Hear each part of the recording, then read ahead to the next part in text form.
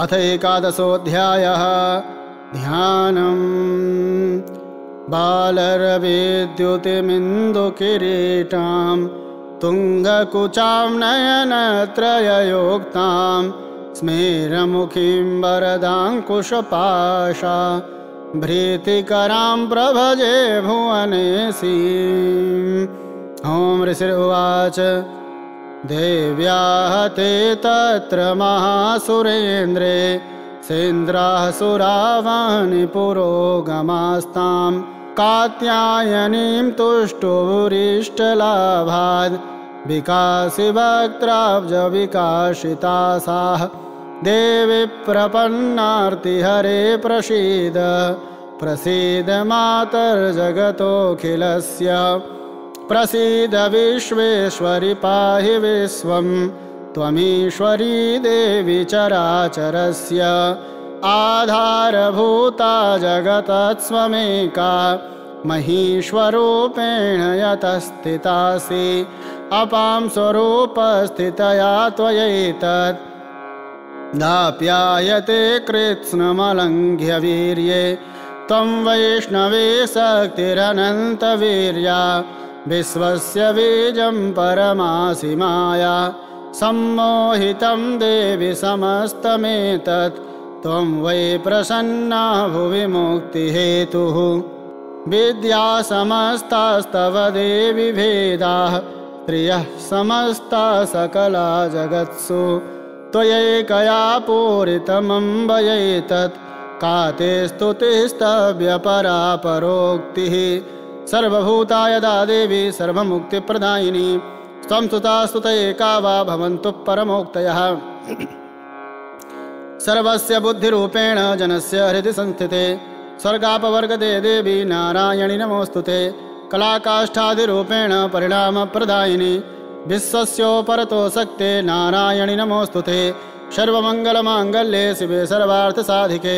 शरण्ये त्र्यम्बके गौरि नारायणि नमोऽस्तुते सृष्टिस्थितिविनाशानां शक्तिभूते सनातनी गुणाश्रये गुणमये नारायणि नमोऽस्तुते शरणागतदीनार्तपरित्राणपरायणे सर्वस्यार्तिहरे देवी नारायणि नमोऽस्तुते हंसयुक्तविमानस्थे ब्रह्माणि रूपधारिणि कौशाम्भचरिके देवी नारायणि नमोऽस्तुते त्रिशूलचन्द्राहिधरे महावृषभवाहिनि माहेश्वरी स्वरूपेण नारायणि नमोऽस्तुते मयूरकुक्कुटभृते महाशक्तिधरे नघे कौमारी रूपसंस्थाने नारायणि नमोऽस्तुते शङ्खचक्रगदाशार्ङ्ग गृहीत परमायुधे प्रसीद वैष्णवी रूपे नारायणि नमोऽस्तुते गृहीतोग्रमहाचक्रे दष्ट्रोन्धृतवसुन्धरे वाराहरूपिणि शिवे नारायणि नमोऽस्तुते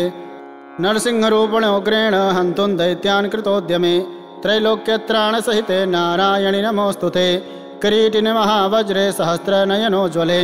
पितृप्राणहरे चैन्द्रे नारायणि नमोऽस्तुते शिवदूती स्वरूपेण हतदैत्यमहाबले घोररूपे महारावे नारायणि नमोऽस्तुते दष्ट्राङ्करालवदने शिरोमालाविभूषणे चामुण्डे मुण्डमथने नारायणि नमोऽस्तुते लक्ष्मीलज्जे महाविद्ये श्रद्धे पुष्टिस्वधे ध्रुवे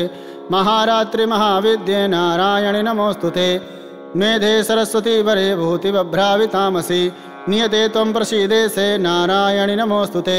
सर्वस्वरूपे सर्वेशे सर्वशक्तिसमन्विते भयभ्यस्त्राहिनो देवी दुर्गे देवी नमोऽस्तुते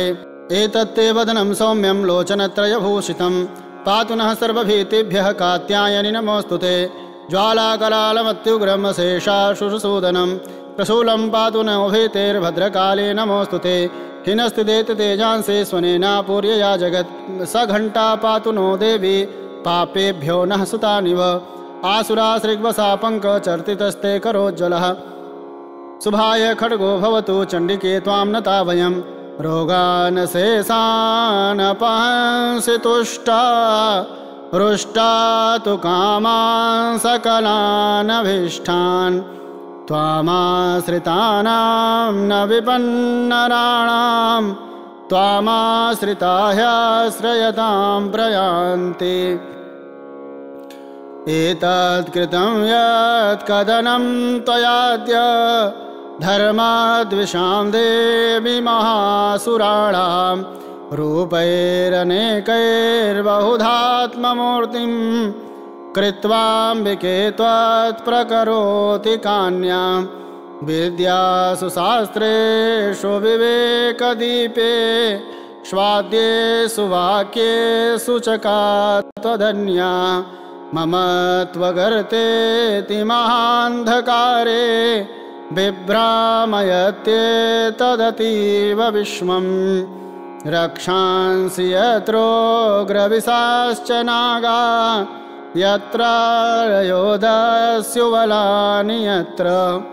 धावानलो यत्र तथाब्धिमध्ये तत्र स्थिता त्वं परिपासि विश्वं विश्वेश्वरी त्वं परिपासि विश्वं विश्वात्मिका धारयसीति विश्वं विश्वेशवन्द्या भवती भवन्ति विश्वाश्रयाये त्वयि भक्तिनम्राः देवी प्रसीद परिपालयनोरिभीते नित्यं यथा सुरवधादधुनैव सद्यः पापानि सर्वजगतां प्रशमनयासु उत्पातपाकजनिताश्च महोपसर्गान् प्रणतानां प्रसीदत्वं देवी विश्वार्तिहारिणी त्रैलोक्यवासिनामीड्ये लोकानां वरदा भव देवी उवाच वरदाहं सुरगणावरं यन्मनसेक्षथ तं मृडुग्ध्वं प्रयक्षामि जगतामुपकारकम् देवा ऊचुः सर्वाबाधा प्रशमनं त्रैलोक्यस्य अखिलेश्वरी एवमेव त्वया कार्यमस्मद्वैरिविनाशनं